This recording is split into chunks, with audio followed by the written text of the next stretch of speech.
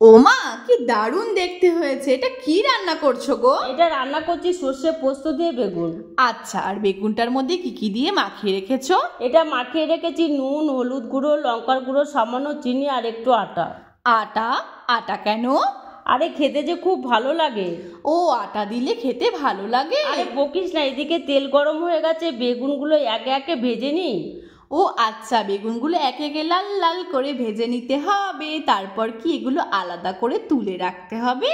হ্যাঁ, বোকা বোকা কথা বলিস না, ভাজা হয়ে গেলে তো সেটা তুলেই রাখতে হবে। উফ, এত বকো কেন? সারাক্ষণ শুধু বক বক বক বক। যাই হোক, এই মশলাটার মধ্যে কি কি আছে বলে দাও। এর মধ্যে আছে সর্ষে পোস্ত, লঙ্কা বাটা, সামান্য একটু হলুদ গুঁড়ো। দেখলে তো, এটাও তোমার মতোই ছ্যাট করে উঠলো। এর মধ্যে তো দেখতে পাচ্ছি একটু নুনও দিয়ে দিল। আর তারপর কি করবে?